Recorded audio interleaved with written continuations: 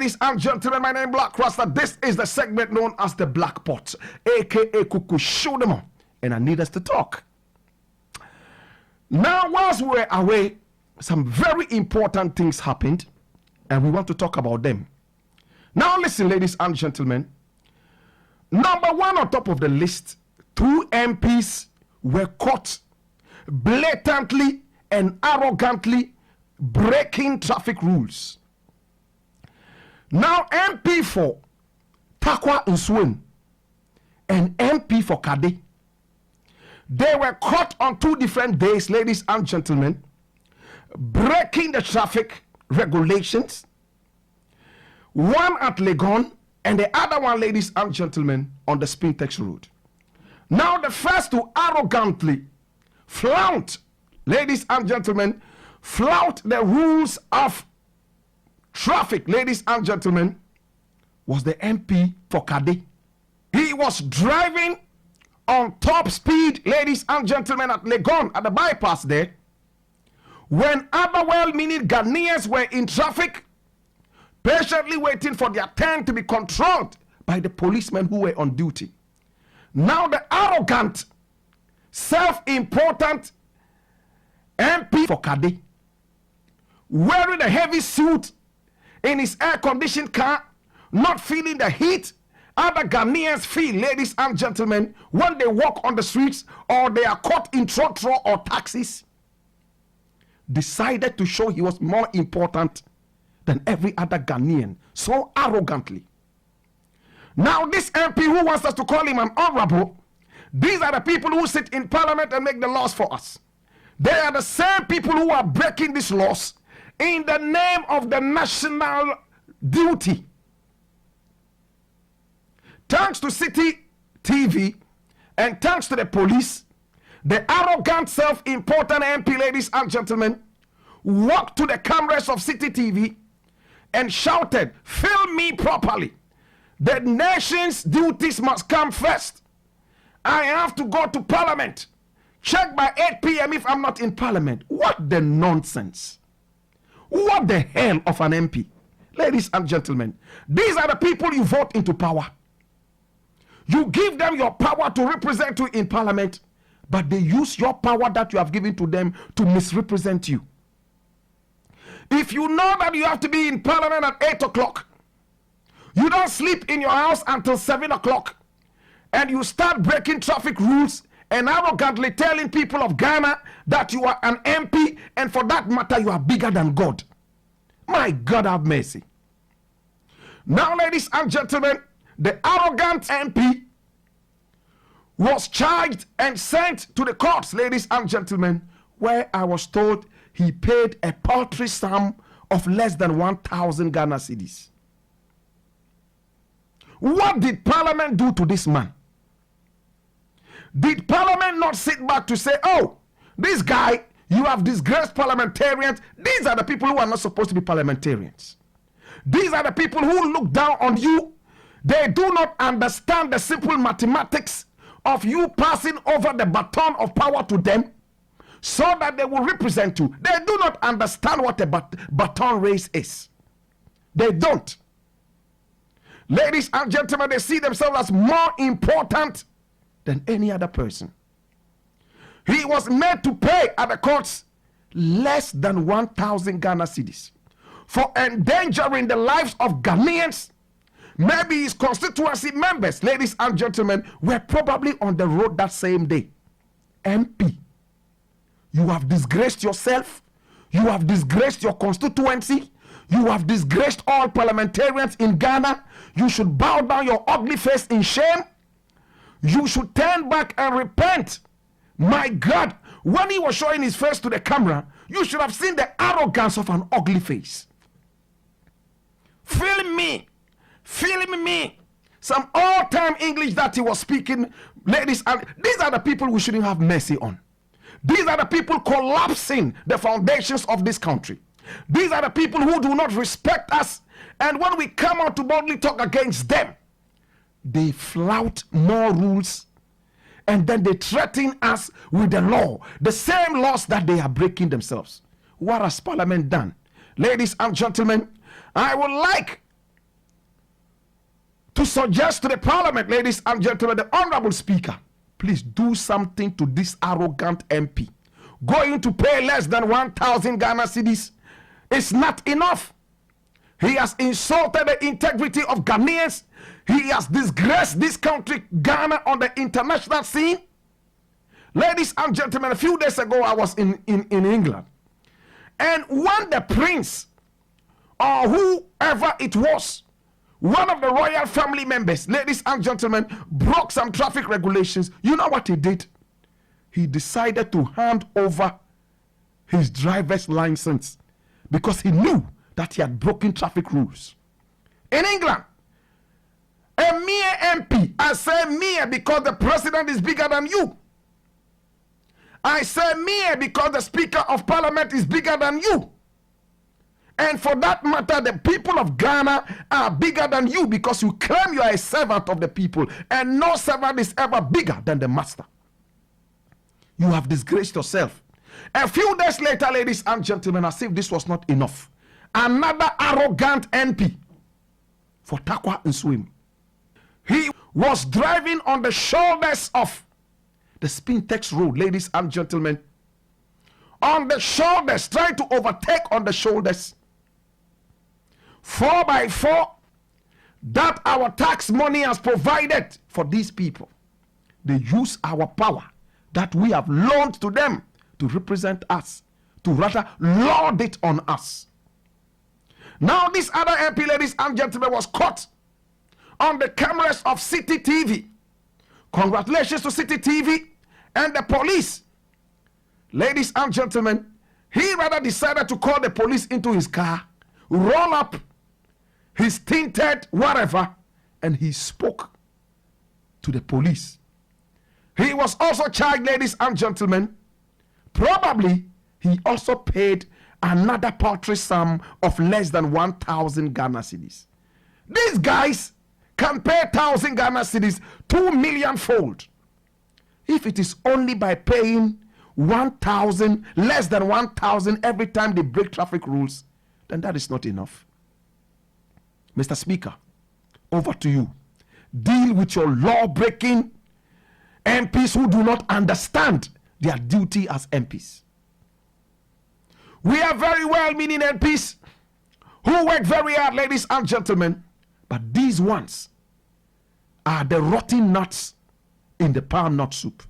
Deal with them, Mr. Speaker.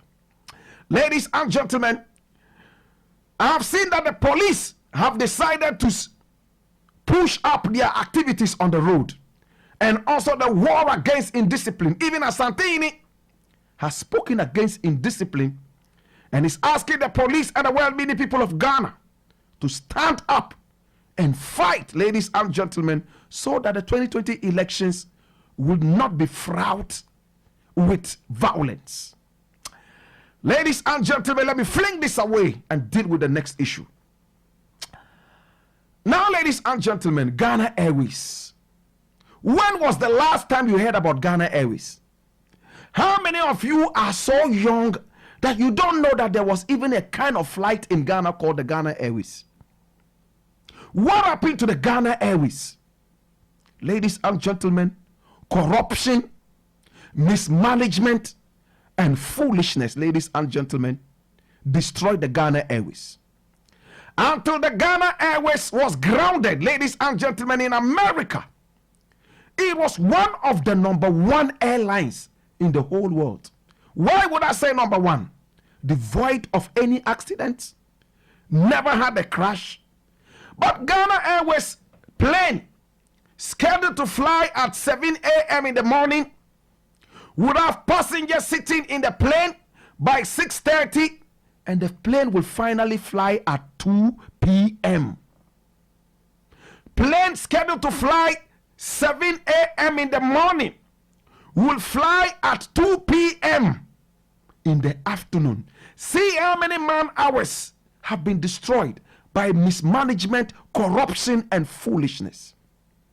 Now, do you know that the Ghana Airways people, ladies and gentlemen, used to give tickets on credit to family members and workers? Did you know that? Oh, I want to fly to America. I don't have the money right now.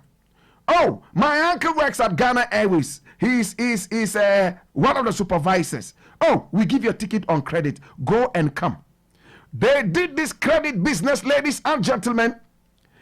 They were unable to pay taxes to the American government, ladies and gentlemen, because the plane mostly flew to America.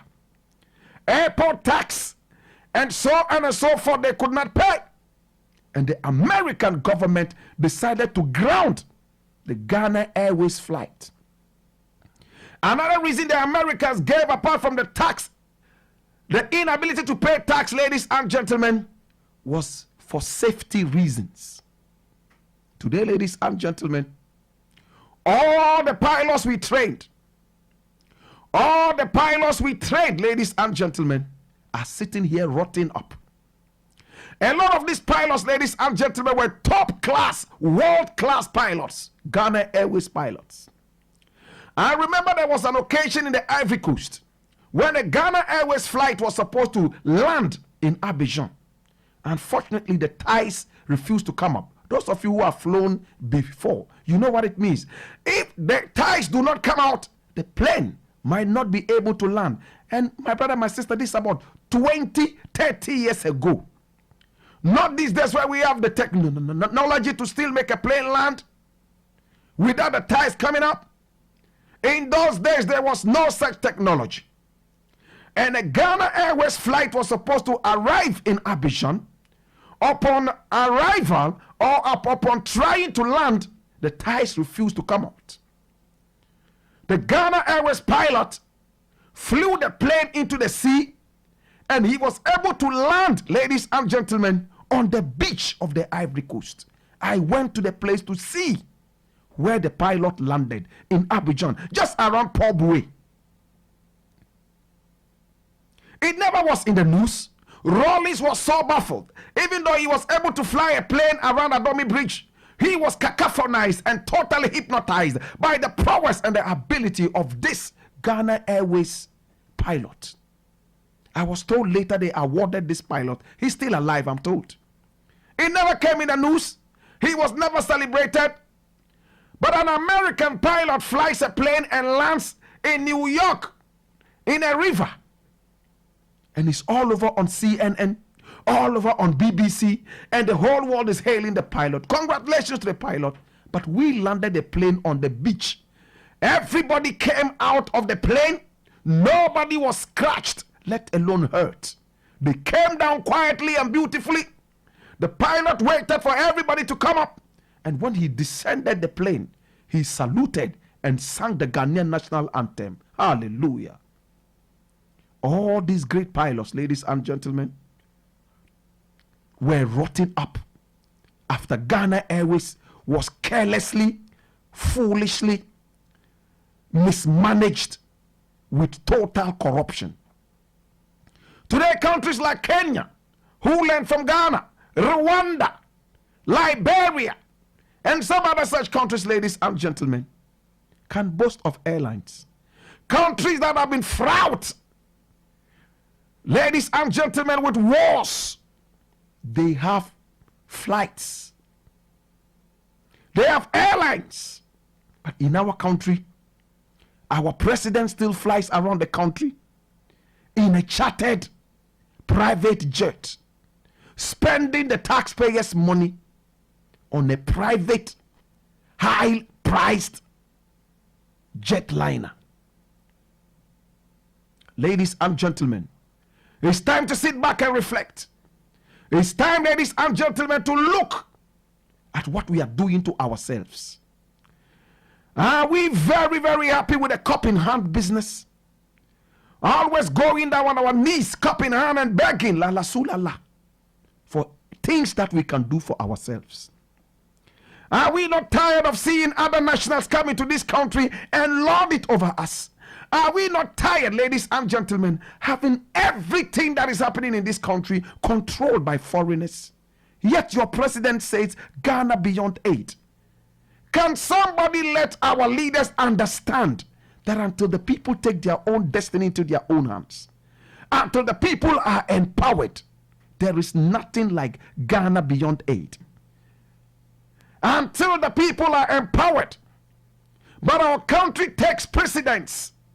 Our country takes pride in empowering personas non grata from other countries and relegating our hard-working people to the background because of illiteracy. Some people think that an illiterate is somebody who cannot read or write English. But we have educated illiterates, bad-minded Homo sapiens, people who were born wicked. They have no blood. The blood in them, ladies and gentlemen, is metal. They are stone cold, and they hate to see Ghanaians rise to the top. They are always ready to lick shot because they want to see you drop. How many Ghanaians, ladies and gentlemen, will keep all night vigils in order to see other Ghanaians go down? How many Ghanaians are their own enemies, ladies and gentlemen, in our country? As long as he does not belong to my tribe. I don't like that word. So let me use that word, ethnicity. As long as he does not belong to my ethnicity, he is an animal or worse than an animal. We vote on ethnic grounds. We vote because your face is more handsome than the other candidate. We vote because the other candidate is taller than this other one. We do not vote because of the content of the ability of the candidates. Can we move forward as a nation like that? Permit me to fling this to the side. Ladies and gentlemen, NAM1 came to Ghana. So many people heard it.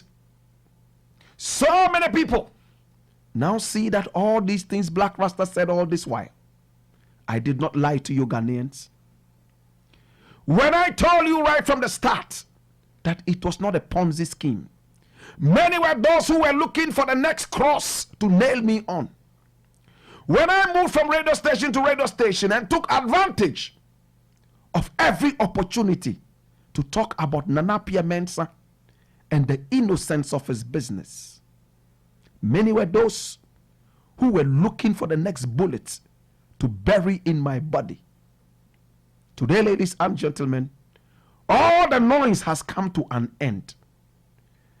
Ghana has been proved. This government has been proved as a heartless government, a government that is more interested in the Chinese and the Indians more than in Ghanaians. Our honorable president says Ghana beyond aid, yet all Ghanaian companies are collapsing like a building of cardboards. A president who has a rhetoric that is almost like a chorus, being sung every second, every minute, that Ghana is beyond aid. Yet it is nothing but a useless talk. What do we mean by a useless talk? You talk the talk and never walk the talk. That is a useless talk. We all came out to support the president. Oh, Mr. President, that rhetoric is very powerful. Please continue with it. Ghana beyond aid. Even if you are not able to achieve it, at least you have made a very strong statement. Next thing we heard, oh, back to Africa. Come home. Come home. President was in Jamaica and was asking Jamaicans to come home on a free visa. Something that I talked about on the Taxi Driver Show years and years. Why should our brothers and sisters come home here running after visas and so on and so forth, when they have a lot of expertise that they could bring home to support us? But check the president's rhetoric of back to Ghana thing. They are only inviting people who have money. The president is talking about coming to invest in the economy. He is not asking well-meaning Africans and black people to come home like it was done in the days of Marcus Garvey, in the days of Paul Coffey, in the days of Laura Coffey, and in the days, ladies and gentlemen, of Alfred Chassam. Come home and invest. The key word is invest. I would not be surprised if at the airport they want to know how much money you have in your bank account, forgetting that investment is not all about my bank account. Investment is what I have upstairs. Investment is what I have in my medulla oblongata. Investment is what I have in my coconut. Investment is what I have beating in my chest. Oh, come home and invest. Yes, back to Ghana. Please come home and invest. Who would invest in your corrupt economy? Which well-meaning African or black person will come and invest in a country that is fraught with corruption, that does not have an airline, a country whose airline was grounded in America for non-payment of tax, a country that collapsed its own airline, ladies and gentlemen, despite the fact that we had so many great pilots, ladies and gentlemen, all because of corruption and nonchalant behavior. Nonchalant behavior.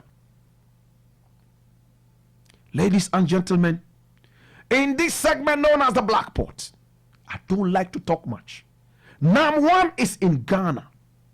He arrived. He went to the Ghana embassy in Dubai and told the people, listen, I want to come home. He said, really? He said, yeah, I want to come home. I remember when NAM1 sent us messages here. He said, don't sell anything at the radio station. Not even a pin. Not a headset. Me buffy. Long before all these things. Today, NAM1 has arrived and is in the CID cells. Not cells. CID custody. Or better still, the police custody. And what are they saying? Now those who said it was a Ponzi scheme, now those who were running helter-skelter shouting that, oh, the man was a fraudster, and that, oh, blah, blah, blah, blah. Today, what are the charges the police are slapping on NAM1? Listen, number one, doing a financial business without the right license. Number two, defrauding by false pretenses. These are the two charges. So, defrauding by false pretenses. Who was defrauded? When the business ran for 5 solid years, every Ghanaian's Bible became men's gold. Every Ghanaian's Quran became men's gold.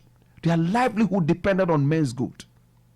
It was an innovation that collapsed banks that were not ready to be creative. Because he was only 31, he had no license, he had no power to be rich.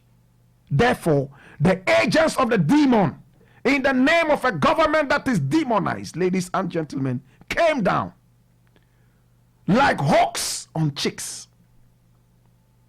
Closed down the whole thing, even though the former boss of the minerals, whatever, the former boss of the Bank of Ghana said that they were in a process of regularizing the business of NAM1, aka men's gold.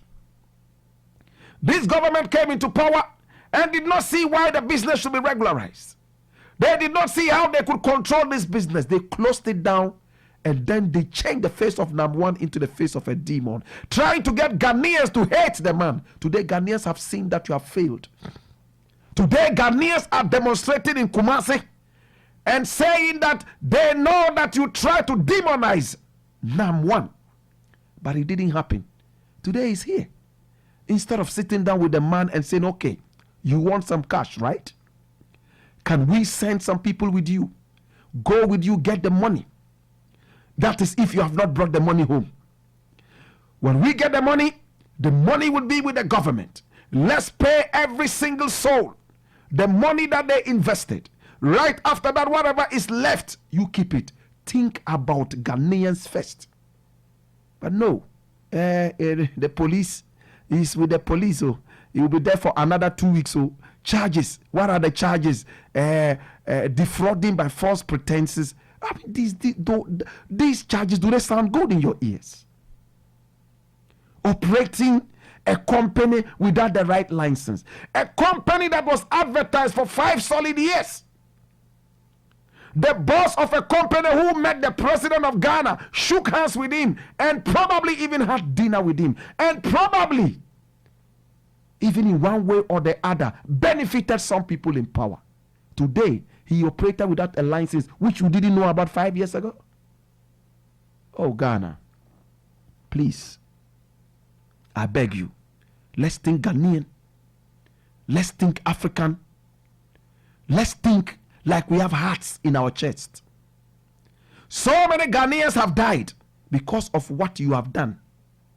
So many Ghanaians, ladies and gentlemen, have become poor because of your careless shutdown of a well-meaning men's gold. Today the men's gold boss is here. Today the boss is here. Did he not say he will not come back? Today the boss is here. Customers are saying, please just let him come and pay us. They have seen the debauchery. They have seen the treachery. They have seen all those things in the name of politics that you have descended on a well-meaning Ghanaian with. To God be the glory. I thank you. Blessed be the name of the Most High. This has been the Black Pot, aka Kukushunemo. My name, Blakk Rasta. And to Jehovah be the glory. Thank you, Father. No matter how loud the cry of the orphan is, nobody seems to hear. Let loose. Nobody ever talk for you, man. Fire, fire, fire. Lord, God have His mercy. Run, and never get no solution.